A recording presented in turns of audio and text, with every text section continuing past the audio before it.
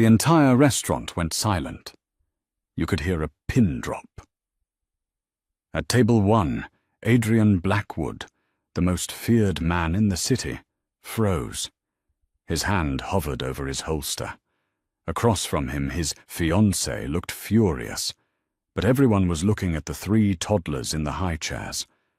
For 2 years, the Blackwood triplets hadn't spoken a single word. Doctors said it was trauma, but today they lifted their chubby hands, pointed a collective finger at the trembling, poor waitress who had just spilled water on the floor, and screamed the one word Adrian thought he'd never hear them say, "Mum!" The tips at Le Jardin were terrible, but Elsa Miller didn't work there for the money. She worked there for the invisibility. In a city run by cartels and old money, Le Jardin was neutral ground, a place so expensive that the staff were treated like furniture.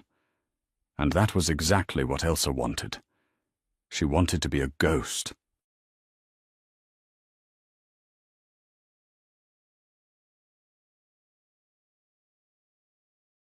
At 24, she had the haunted eyes of a woman who had lived 3 lifetimes. Her blonde hair was dyed a dull brown and pulled back into a severe, unflattering bun. Her uniform was 2 sizes too big, hiding a figure that used to turn heads in high society ballrooms. "Table 1 is open," the manager, frantic and sweating, hissed at her as he shoved a tray of crystal glasses into her hands. "Don't mess this up, Elsa. If you drop a spoon, you don't just lose your job. You might lose a finger." Elsa's stomach churned. Table 1 was permanently reserved for the Blackwood family, Adrian Blackwood, the Don, the man who owned half the ports in the city and had the police commissioner on speed dial. Rumor had it his wife died in childbirth 2 years ago, leaving him with triplets and a heart made of ice. Since then, he had been seen with Isabella, a stunning socialite who claimed to be the only mother the boys needed. "I'll take the back section," Elsa whispered, gripping the tray. "Please, heavy crowds make me anxious." "You'll take table 1, because Jenny called in sick, and you're the only one who doesn't flirt with the customers," the manager snapped. "Move, they're parking the convoy now." Elsa kept her head down, counting the tiles on the floor as she walked. 1, 2, 3, just breathe. You are nobody. You are Elsa Miller, a waitress from out of state. You have no past. The atmosphere in the restaurant shifted instantly. It wasn't a sound. It was a pressure change. The air grew heavy. Conversation died out. The double doors swung open, and 4 men in dark suits entered first, security. They scanned the room with cold, predatory eyes. Then he walked in. Adrian Blackwood was taller than she remembered seeing in the newspapers. He wore a charcoal suit that cost more than Elsa's entire life earnings. His face was sharp, angular, and devastatingly handsome, but his eyes were voids. There was no light in them, only calculation. Beside him walked Isabella, dripping in diamonds, looking bored, and behind them, pushed by 2 nannies, was a massive, custom-made stroller seating 3 toddlers, the triplets. Elsa felt a sharp pain in her chest, a phantom ache she had woken up with every day for 2 years. She turned away quickly, rushing to the service station to fill water glasses. She couldn't look at babies. It hurt too much. It reminded her of the hospital room, the blood, and the doctor telling her that her baby hadn't made it.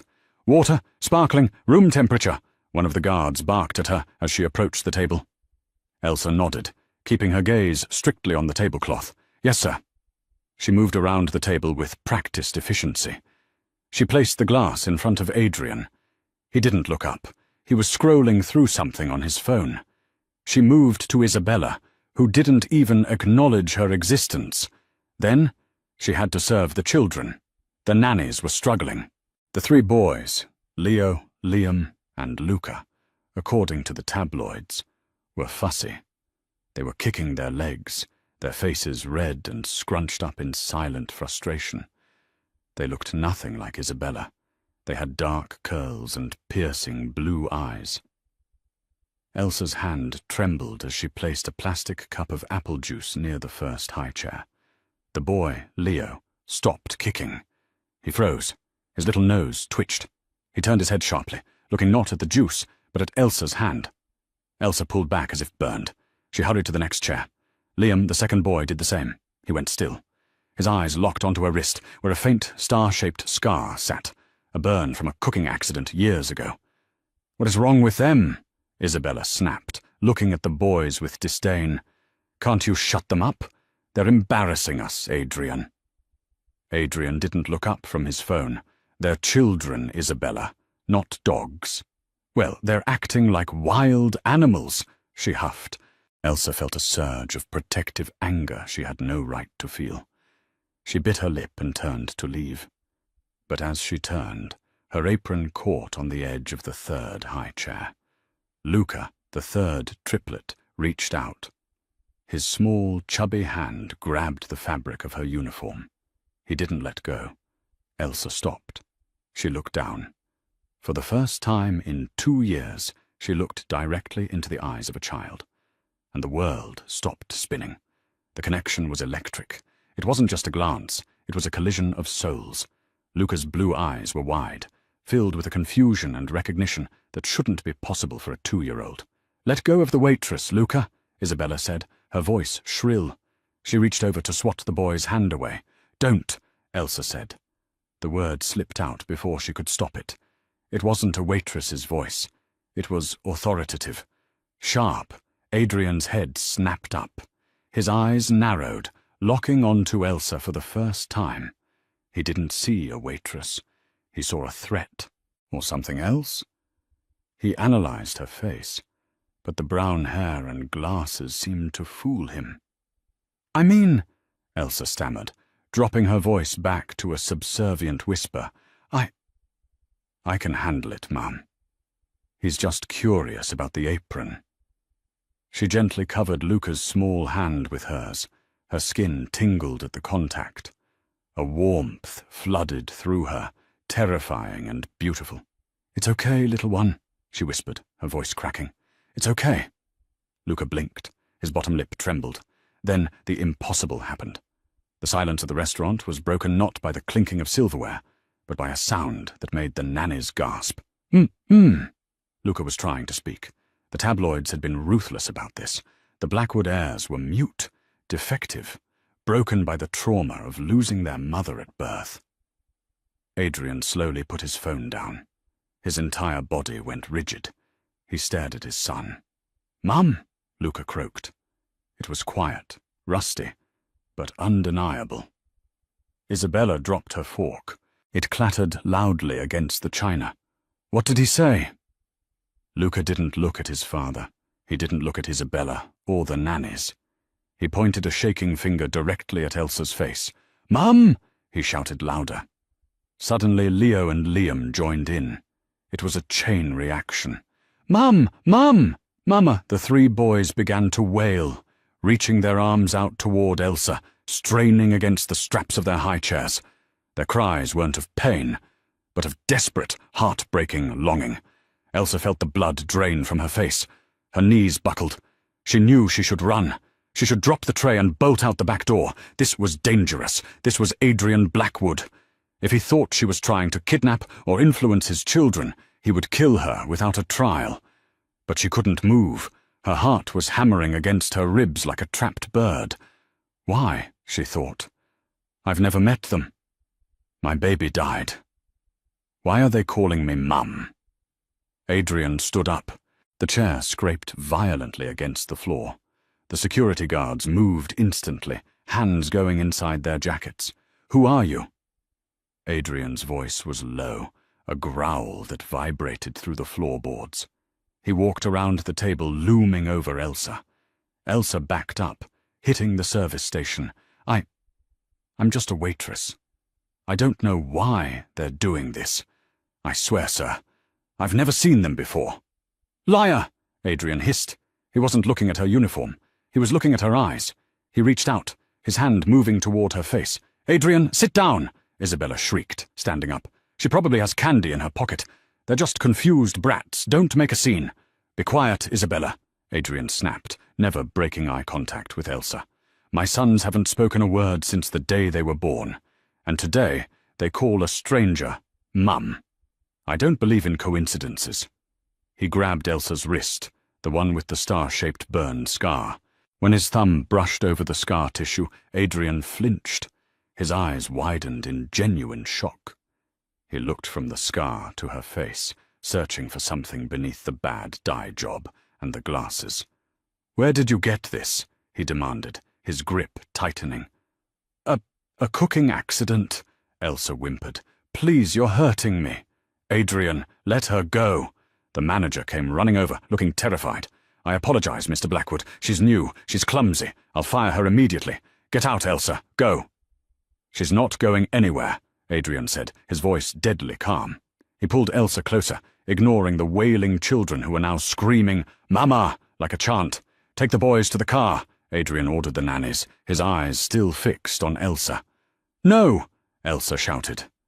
The scream tore out of her throat. It was primal. The thought of them being taken away caused a physical pain in her gut, so severe she almost doubled over. Adrian froze. He tilted his head. "Why do you care?" I don't know," Elsa sobbed, tears finally spilling over. Don't take them. They're crying for me. Please." Adrian studied her for one agonizing second. Then he turned to his head of security. "Bring the car around. We aren't eating."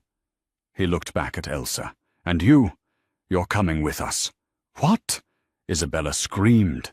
"Are you insane? You're bringing a waitress to the manor. She's probably a spy or a stalker." "She's coming," Adrian said with finality. "Because if she doesn't, I have a feeling my sons will tear the city apart, screaming." He didn't wait for her to agree. He gripped her arm and marched her towards the exit, the cries of "Mama" echoing through the silent, stunned restaurant. Elsa was terrified. She knew getting into that car was a death sentence. But as she looked at the tear-streaked faces of the triplets being wheeled out ahead of her, she knew she would walk into hell if it meant being near them for just one more minute. The ride to Blackwood Manor was a suffocating exercise in tension. The convoy of black SUVs sped through the rain-slicked streets of the city, cutting through traffic with aggressive precision. Elsa sat in the back of the lead SUV, sandwiched between two massive security guards. Directly across from her, in the rear-facing seats, sat Adrian Blackwood. He hadn't taken his eyes off her for a single second. It was like sitting across from a panther, waiting for a reason to pounce. But the silence was the strangest part, or rather, the source of the silence. The triplets, who had been screaming bloody murder just 10 minutes ago in the restaurant, were now fast asleep. But they weren't sleeping in their car seats. In a breach of all safety protocols, and seemingly against Adrian's own strict rules, Leo, Liam, and Luca were piled onto Elsa's lap. When the nannies had tried to buckle them into the separate van, the boys had gone into a state of hysteria so severe that Leo had actually turned blue from holding his breath. It was only when Elsa had instinctively reached out and pulled them close that they collapsed, instantly soothed by her scent, her heartbeat, the rhythm of her breathing. Now, Elsa's uniform was stained with tears and drool. Her arms were cramping from the weight of 3 heavy toddlers, but she didn't dare move. She looked down at their sleeping faces, their dark lashes wet, their chests rising and falling in perfect sync. "My babies," her mind whispered. She squeezed her eyes shut. "Stop it," she told herself. "They aren't yours. Yours died. Dr. Sterling showed you the death certificates. He showed you the tiny urns." "You're crying again." Adrian's voice cut through the hum of the engine. It wasn't an accusation, just an observation. Cold, clinical. Elsa quickly wiped a tear from her cheek with her shoulder, unable to move her hands. "I'm sorry, sir. I'm just overwhelmed. I don't know what's happening." Adrian leaned forward, his elbows resting on his knees. "Neither do I. And I don't like not knowing things." He reached out, not to touch her, but to touch Luca's sleeping head resting on her chest. His fingers brushed against Elsa's collarbone, sending a jolt of electricity through both of them. Adrian pulled back slightly, his eyes narrowing. 2 years ago, Adrian began, his voice low. "My wife died giving birth to them, or rather, the woman I intended to marry. We used a surrogate because of health complications. The surrogate disappeared shortly after the birth. The agency said she wanted a clean break. No contact." Elsa's heart skipped a beat. "That's sad." "Is it?" Adrian studied her face. "You have a scar on your wrist. A star. You said it was a cooking accident." "Yes." "I knew a woman with a scar exactly like that," Adrian said, his voice dropping to a dangerous whisper. "But she didn't get it from cooking. She got it from a fireplace poker, defending herself against an intruder who broke into my safe house." Elsa felt the blood drain from her face. A flash of memory assaulted her.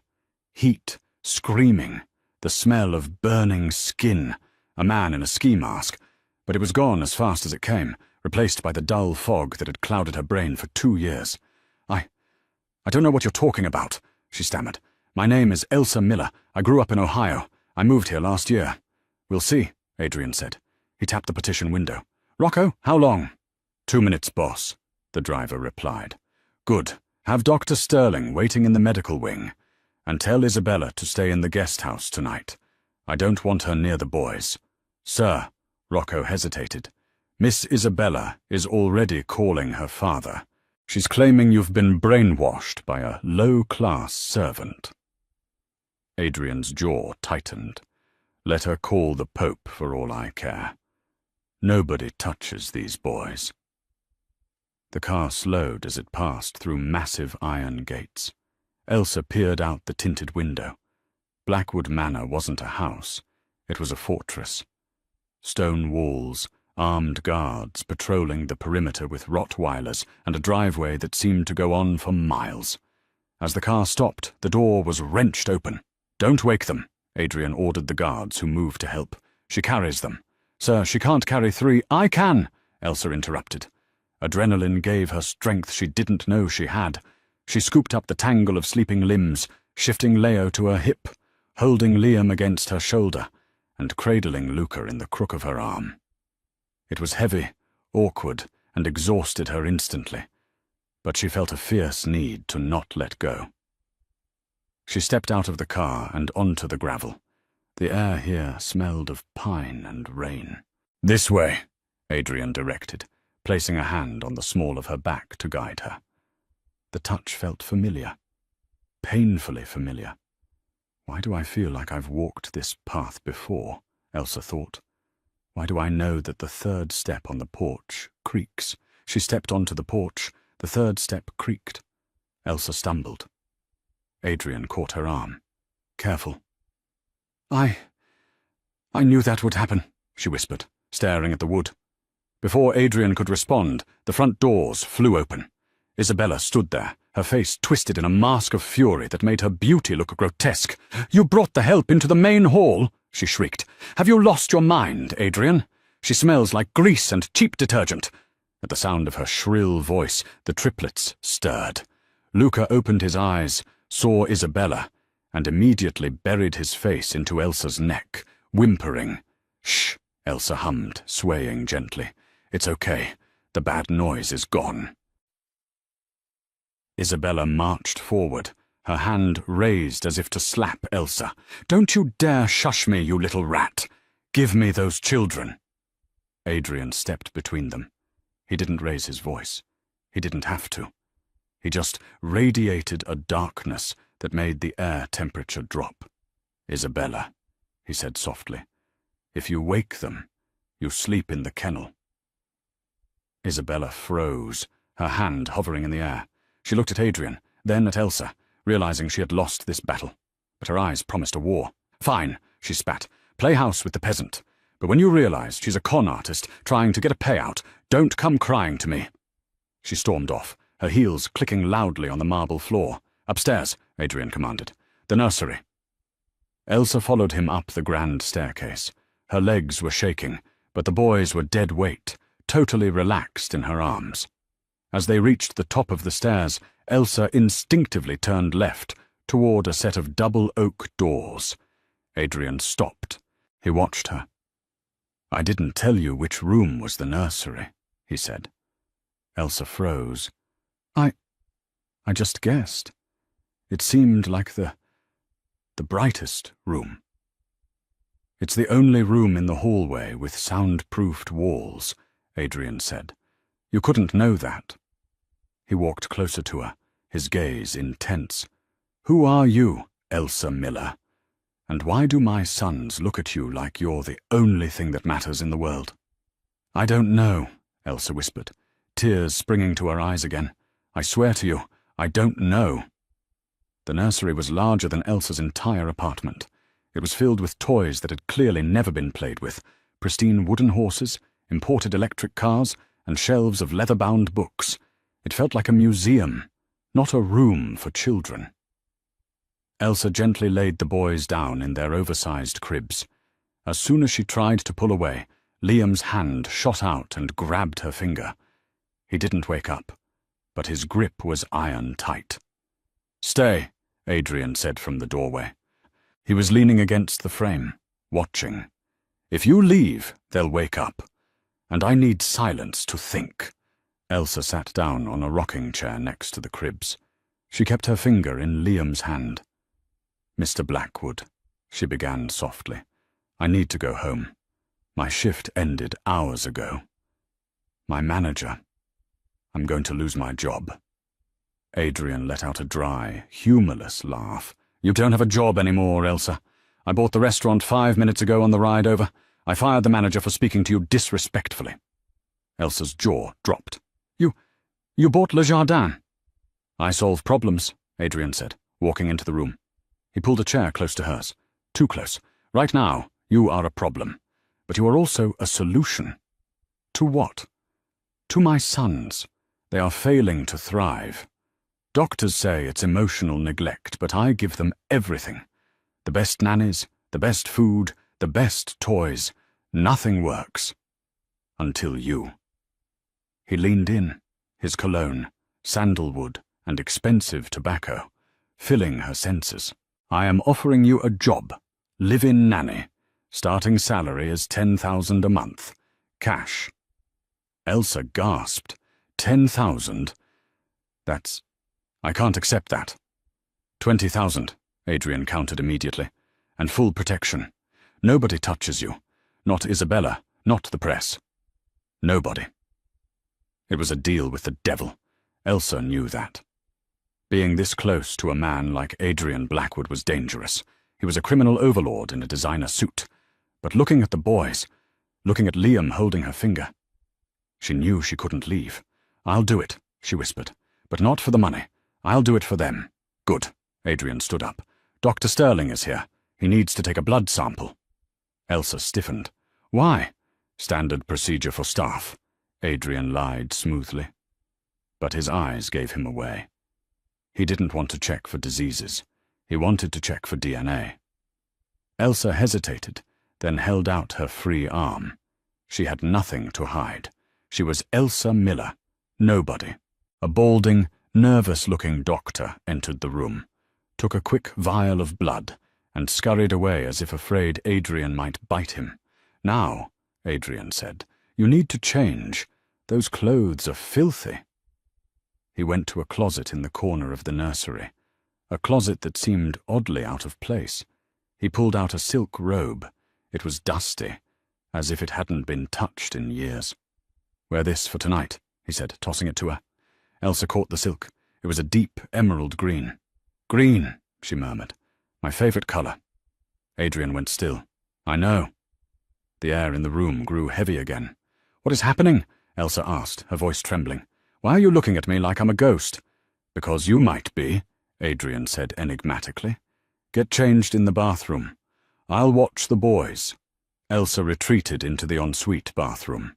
As she washed her face in the marble sink, she looked at herself in the mirror. The brown dye was fading at her roots, revealing the natural blonde underneath. The glasses were gone. She put on the green silk robe. It fit perfectly, like a second skin. She reached into the pocket of the robe, expecting it to be empty. But her fingers brushed against something hard and cold. She pulled it out. It was a locket, a silver locket shaped like a heart. Elsa's breath hitched. She knew this locket. But how? Her hands shaking, she pried it open. Inside was a tiny, faded photograph of a man and a woman laughing on a beach. The man was Adrian. He looked younger, happier. His eyes were full of light. And the woman— Elsa stared at the photo, then at her own reflection. The woman in the photo was blonde. She was smiling. She was beautiful, and she had a star-shaped scar on her wrist, clearly visible as she held her hand up to block the sun. Elsa dropped the locket. It hit the tile floor with a loud clink. Suddenly a headache split her skull. It wasn't just a headache, it was like a dam breaking. Images flooded her mind, violent and fast. A wedding dress, Adrian sliding a ring on her finger. I promise to protect you, Elsa. Always. A hospital room. A man in a surgical mask. Not a doctor. A killer. Boss wants the heirs, not the vessel. Get rid of her. Isabella's face, smiling cruelly. You were never good enough for him. Goodbye, Elsa. The car crash, the fire, the pain. Elsa gasped, clutching the sink for support. The memories were jagged, incomplete, but they were real. She wasn't Elsa Miller from Ohio. That was a lie planted in her head by the people who saved her from the wreck, people who she now realized had been paid to keep her hidden. She was Elsa Blackwood, Adrian's wife, the mother of the triplets. Oh my God, she whispered, covering her mouth. They tried to kill me, and they stole my life. Elsa! Adrian's voice came from the other side of the door. Is everything all right? Elsa panicked. She couldn't tell him. Not yet. If Isabella was involved, who else was? Was Adrian involved? Did he order the hit? Or did he think she was dead? She picked up the locket and shoved it deep into her pocket. She had to play this smart. She was in the lion's den, and she was surrounded by enemies. But she had 3 reasons to fight sleeping in the next room. She opened the door, forcing a calm expression onto her face. I'm fine, she said. Just tired? Adrian was standing by the window, looking out at the dark grounds. He turned to look at her, and for a moment his mask slipped. He looked vulnerable. That robe, he said hoarsely. It belonged to my late wife. You look remarkably like her right now. Maybe she's not as gone as you think, Elsa said, testing the waters. Adrian's expression hardened instantly. She is dead. I buried her. Do not play games with me, Elsa. I tolerate you because of my sons. Do not push your luck. Just then, a commotion erupted downstairs. Shouting. Glass breaking. The door to the nursery burst open. It was Rocco, the head of security. He was bleeding from a cut on his forehead. Boss, Rocco yelled, winded. We have a breach. Perimeter 2 is down. Who is it? Adrian barked, drawing a silver handgun from his waistband in one fluid motion. It's the Russians, Rocco gasped. Petrov's men. And they aren't alone. They have an insider. Who? Isabella, Rocco spat. She opened the gates. She's trying to take the kids by force. Adrian's eyes went black. He turned to Elsa. Get in the closet, he ordered. Take the boys. Go to the panic room behind the false wall. Do not come out until I say the code word. What's the code word? Elsa asked, rushing to the cribs to wake the babies. Adrian looked at her, a strange intensity in his eyes. The code word is Starlight. Elsa froze. Starlight. That was the nickname he used to call her in the flashbacks. Go! Adrian roared, turning toward the hallway as gunfire erupted downstairs. Elsa grabbed the waking, crying triplets, shoving them into the closet just as the sound of heavy boots came thundering down the hall. She wasn't just a nanny anymore. She was a mother protecting her cubs, and God help anyone who tried to get through that door. The panic room was designed to be impenetrable, a steel box buried behind the nursery walls. But as Elsa huddled in the darkness, clutching the 3 trembling boys to her chest, she realized a terrifying truth. A fortress is only as strong as the secrets it keeps, and Isabella knew the secrets. Hush, my loves, hush, Elsa whispered, her lips brushing against Luca's sweaty forehead. The boys were silent now, sensing the mortal danger in the air. Their small hands gripped her silk robe so tightly her skin turned white. Outside the hidden door, the sounds of war raged, the distinctive crack thump of suppressed gunfire, the shattering of antique vases, the guttural shouts of men dying. Then silence. Heavy footsteps approached the nursery. "I know you're in there," Isabella's voice drifted through the false wall. It wasn't the shrill voice of a socialite anymore. It was the cold, hard voice of a woman who had sold her soul. Adrian thinks he's so clever with his little codes. But who do you think helped the architect design the renovation? Elsa's blood ran cold. She looked around the cramped space. There was a weapon rack on the wall, but it was empty, stripped, likely by Isabella days ago. Beep, beep, beep, beep. The electronic keypad outside was being punched. Isabella had the override code. The heavy steel door hissed and began to slide open. Elsa didn't think. She didn't plan. The Elsa Miller who served coffee would have cowered in the corner. But the woman inside her, the one who remembered the smell of gunpowder and the vow to protect her children, took over. She gently pushed the boys behind a stack of supply crates. "Stay," she commanded. As the door slid open, revealing the silhouette of a massive Russian mercenary, Elsa didn't scream. She lunged. She grabbed a heavy oxygen tank from the corner of the room and swung it with the force of a desperate mother. Clang! The steel tank connected with the mercenary's knee. He roared, his leg buckling backward. He fell into the panic room, dropping his assault rifle. Elsa scrambled for the gun. Her hands moved with a terrifying familiarity. She didn't fumble. She racked the slide, checked the chamber, and leveled the weapon at the doorway. All in under 2 seconds. Isabella stood in the doorway, her jaw dropping. She was holding a smaller pistol, but she looked like she had never fired it in her life. "You—" Isabella gasped, staring at the waitress holding the rifle with military precision. "You remember." "Get away from my children," Elsa growled. Her voice was unrecognizable. It was guttural.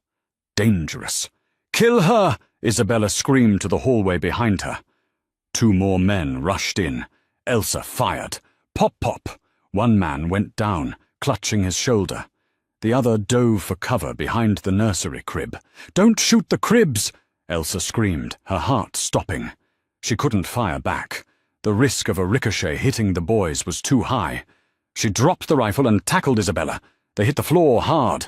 Isabella clawed at Elsa's face, her nails digging into the skin. But Elsa was fueled by 2 years of lost time and a mother's rage. She pinned Isabella down, grabbing her wrist and slamming it against the floor, until Isabella dropped her gun. "You stole them!" Elsa screamed, tightening her hands around Isabella's throat. "You stole my life!" "You were dead," Isabella choked out, her face turning purple. "You were supposed to be dead in the crash. I paid them to finish the job." Crash. The window of the nursery exploded inward. Rocco and 3 Blackwood security guards swung in from the roof on rappelling lines, shattering the glass.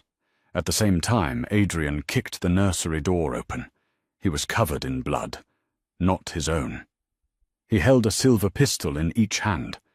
He saw the scene, the Russian mercenary groaning on the floor, the gunman behind the crib surrendering to Rocco, and Elsa, his shy, timid waitress, straddling Isabella, looking like a vengeful angel of death. "Elsa, stop!" Adrian commanded. Elsa froze. She was breathing heavily, her hands still around Isabella's neck. She looked up at Adrian. Her eyes were wild. "She knew the code!" Elsa panted. "She let them in." Adrian walked over. He didn't look at Isabella. He looked at Elsa. He saw the way she held herself. He saw the fire in her eyes. He gently placed a hand on Elsa's shoulder. "I know. Let her go. Death is too easy for her." Elsa released her grip. Isabella gasped for air, coughing violently. "Get the boys," Adrian said softly to Elsa. "Take them downstairs. It's over." Elsa scrambled up and ran to the back of the panic room. The triplets were huddled together, eyes wide, but unharmed. As soon as they saw her, they reached out. "Mama, Mama!" She scooped them up, burying her face in their necks, sobbing with relief. Adrian watched them. He watched the way his sons clung to this stranger. He watched the way she had dismantled a hit squad to save them. He turned to Isabella, who was being hauled up by Rocco. "Take her to the basement," Adrian said, his voice devoid of emotion. "And call Dr. Sterling. I want the DNA results. Now." The grand living room of Blackwood Manor was silent, save for the crackling of the fireplace. The staff had cleaned up the shattered glass, but the tension in the air was thick enough to choke on. Elsa sat on the velvet sofa. The triplets were finally asleep, curled up around her like puppies. She refused to let the nannies take them. She refused to let anyone touch them. Adrian sat across from her in a leather armchair. He had cleaned up, changed his shirt, and bandaged a cut on his arm. He held a glass of whiskey, but he wasn't drinking it. He was staring at her. "Dr. Sterling is on his way down," Adrian said. "I don't need a doctor," Elsa said, her voice hollow. The adrenaline was fading, leaving her exhausted and confused. The memories were swirling, fragments of a life she couldn't quite grasp. "It's not for your health," Adrian said. "It's for the truth." The double doors opened. Dr. Sterling walked in, looking pale. He held a manila envelope in his shaking hands. "Mr. Blackwood," the doctor said, I ran the test 3 times, just to be sure." "Read it," Adrian commanded. "The maternity test," Sterling began, adjusting his glasses. "It confirms with 99.9% probability that Elsa Miller is the biological mother of Leo, Liam, and Luca Blackwood." Elsa let out a breath she didn't know she was holding. She knew it. Her heart had known it since the restaurant. "But—" Sterling hesitated. He looked terrified. "I also ran a comparison against the file we have on record. The file for the late Mrs. Blackwood." Adrian sat forward. The glass in his hand cracked under the pressure of his grip. "And—" "It's a match, sir," Sterling whispered. "Elsa Miller is Elsa Blackwood, your wife." The silence that followed was deafening. Adrian stood up slowly. The glass shards fell from his hand, whiskey dripping onto the expensive rug. He didn't seem to notice. He walked toward Elsa. He looked at her as if seeing her for the first time in 2 years. "How?" he whispered. "I buried you. I identified the body." "Did you?" Elsa asked, her memory finally sharpening into a clear picture. "Or did Isabella identify the body while you were in surgery after the crash?" Adrian stopped. His eyes widened. "I was in a coma for 3 days. Isabella handled the arrangements. She told me you were burned beyond recognition." "I woke up in a clinic in Ohio," Elsa said, tears streaming down her face. "I didn't know who I was. I had no ID, just a scar on my wrist and nightmares of fire. The nurse told me my name was Elsa Miller and that I was a survivor of a house fire. She gave me a bus ticket and told me to never come back to the East Coast." She reached into her pocket and pulled out the silver locket she had found in the robe. "I found this upstairs," she said, opening it to show the picture. "You gave this to me on our honeymoon in Capri. You said it was so I would never forget where home was." Adrian fell to his knees. The most feared man in the city, the Don who made police commissioners tremble, collapsed onto the rug in front of her. He reached out with shaking hands and touched her face. "Starlight," he choked out. "My God, it's you!" He buried his face in her lap, right next to the sleeping boys. His shoulders shook. He was weeping. Elsa hesitated for a moment.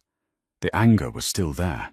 Anger that he hadn't looked harder, that he had let Isabella take her place. But then she looked at the triplets. They were safe because of him. And she was home. She placed her hand on his head, running her fingers through his dark hair. "I'm here, Adrian," she whispered. "I'm here." Suddenly the doors banged open again. Rocco dragged Isabella into the room. She was disheveled, her expensive dress torn, her hands zip-tied behind her back. She looked at the scene, Adrian on his knees, Elsa holding him, and she sneered. "Oh, how touching," Isabella spat. "The reunion of the century." Adrian stood up. The vulnerability vanished instantly, replaced by a cold, demonic rage. He turned to face Isabella. "You told me she died," Adrian said. His voice was so quiet it was terrifying. "You watched me mourn. You watched my sons grow up without a mother. You drugged them to keep them quiet, didn't you? That's why they never spoke." "Ha!" Isabella laughed, a manic, broken sound. "They were defective, just like her. I did what I had to do to save the Blackwood legacy. You needed a queen, Adrian, not a charity case." "You didn't do it for the legacy," Elsa said, standing up. She carefully moved the sleeping boys to the side of the sofa. She walked toward Isabella. "You did it because you wanted him, and you knew as long as I was alive, he would never look at you." Isabella glared at her. "You're nothing. A waitress. A ghost. I am the mother of his children," Elsa said, her voice steel, "and I am the mistress of this house." She turned to Adrian. "Get her out of my sight." Adrian nodded to Rocco. "Take her to the docks. Give her to the Russians she hired. Tell Petrov he can have his refund from her inheritance." Isabella screamed as Rocco dragged her away. "No, Adrian, you can't. They'll kill me. Elsa, help me." Elsa didn't flinch. She watched the doors close, sealing Isabella's fate. The room was quiet again. Adrian walked back to Elsa. He looked at the boys, then at her. "I will spend the rest of my life making up for this," he vowed. "I will burn the world down if I have to, just to make sure you are never hurt again." "You don't need to burn the world, Adrian," Elsa said softly, leaning into his touch. "You just need to be a father." At that moment, Leo stirred on the couch. He sat up, rubbing his eyes. He looked at Adrian, then at Elsa. A sleepy smile spread across his face. "Dada," he whispered, pointing at Adrian. Then he pointed at Elsa. "Mama." And then he pointed to the space between them. "Home." 3 months had passed since the gunfire erupted in the nursery of Blackwood Manor. The seasons had turned, trading the rainy gloom of autumn for the crisp, biting cold of a New York winter. But inside the master suite, everything was warm. Elsa stood before a floor-to-ceiling mirror, framed in gold leaf. The reflection staring back at her felt like a stranger, yet also like an old friend she hadn't seen in years. The woman in the mirror wasn't Elsa Miller, the invisible waitress with the bad dye job and the trembling hands who scraped leftovers off plates at Le Jardin. This woman was Elsa Blackwood. She wore a gown of midnight blue velvet, custom-made in Milan, that draped over her curves like liquid night. The neckline was plunging, daring, but elegant. Around her neck sat a diamond necklace, heavy enough to buy a small island, the heart of the ocean, a family heirloom Adrian had retrieved from the vault the day her memory returned. But the most significant detail wasn't the jewelry or the dress. It was her left wrist. For 2 years, she had hidden the star-shaped burn scar under long sleeves and cheap bracelets, terrified that someone would ask questions she couldn't answer. Tonight, the sleeve of her gown was cut high. The scar was exposed. She had even dusted it with a faint shimmer of silver body powder. It wasn't a mark of victimization anymore. It was a badge of honor.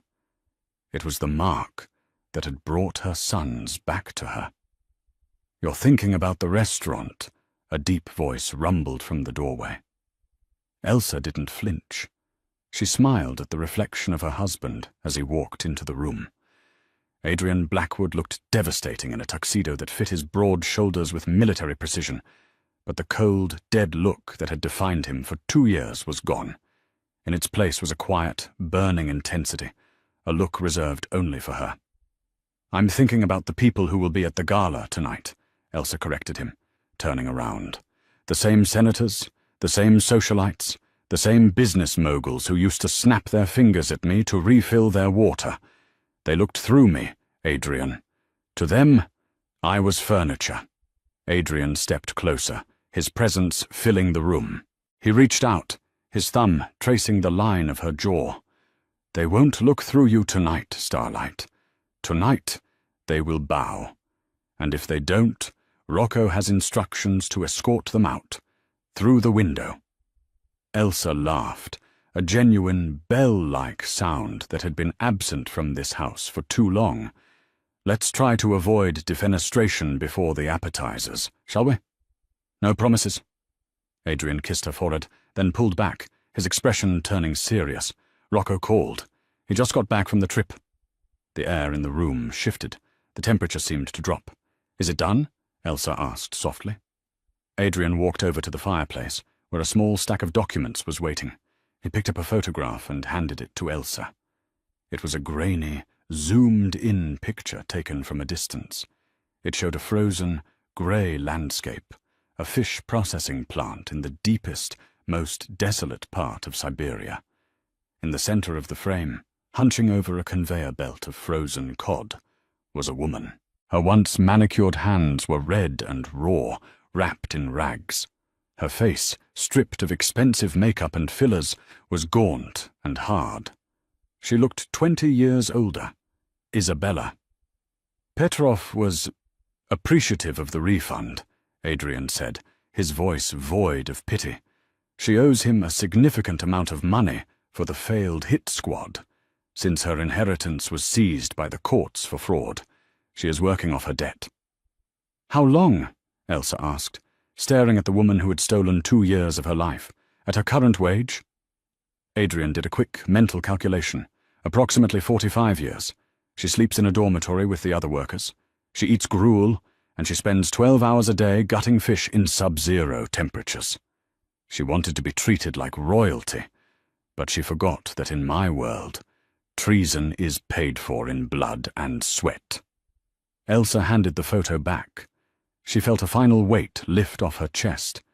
She didn't feel glee, exactly. She just felt balance. The scales of the universe had tipped back to center. "Burn it," she said. Adrian tossed the photo into the fire. They watched together as Isabella's face curled into ash and disappeared up the chimney. "Mama! Mama! Look!" The heavy oak doors banged open, shattering the somber moment. Chaos ensued as the triplets, escaping the clutches of their nannies, stampeded into the room. They were dressed in miniature tuxedos, looking like 3 tiny, dashing clones of their father. "Look at my shoes!" Luca shouted, pointing at his patent leather loafers. "Shiny!" "I have a bow tie," Liam announced proudly, touching his neck. "It chokes me a little bit." Leo, always the most affectionate, ran straight for Elsa's legs, burying his face in the velvet of her dress. "Mama, pretty," he declared muffledly. "Like a princess." Elsa knelt down, ignoring the risk of wrinkling her gown. She gathered all 3 of them into a massive hug, inhaling the scent of baby shampoo and innocence. It was still a miracle to her. The noise.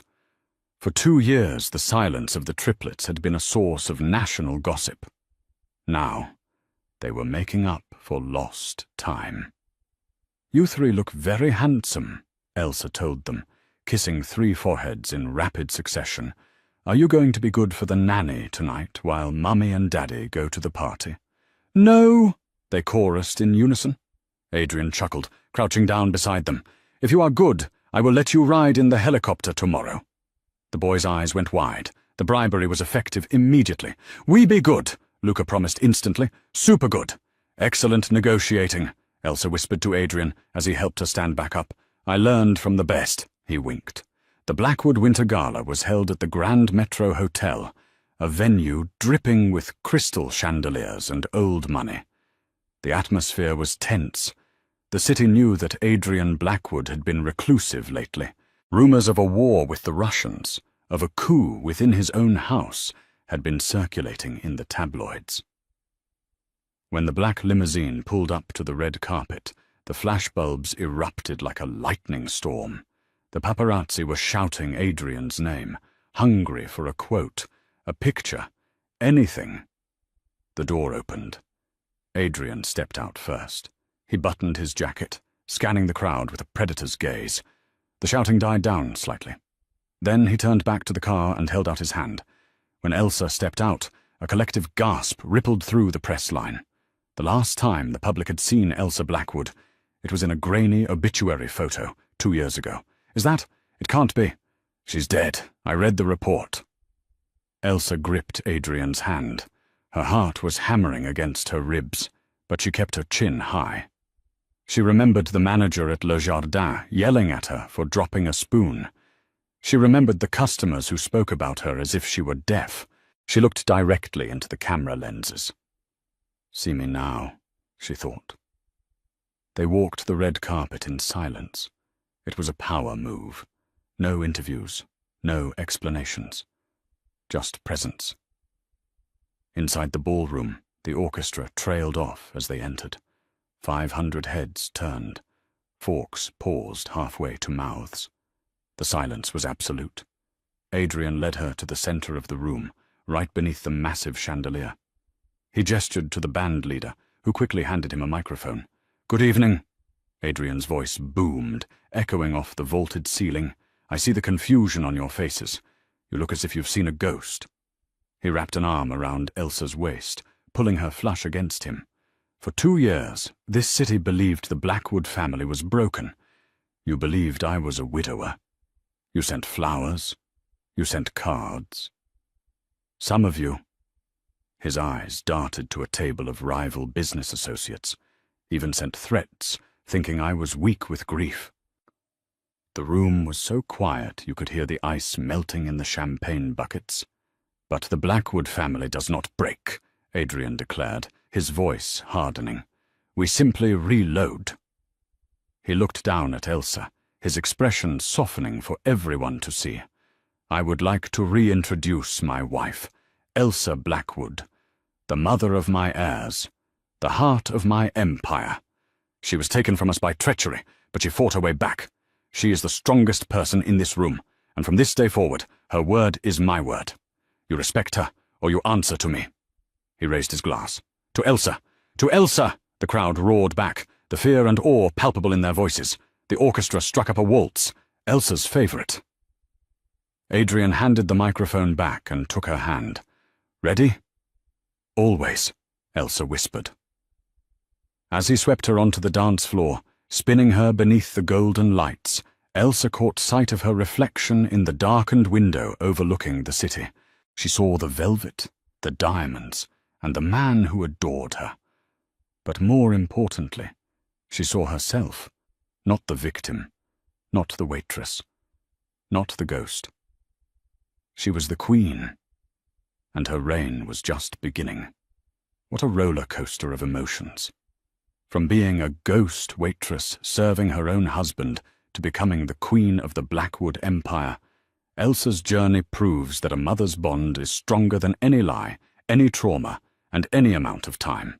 It's a terrifying thought, to be forgotten by the person you love most. But Elsa fought back with the ultimate weapon, the truth.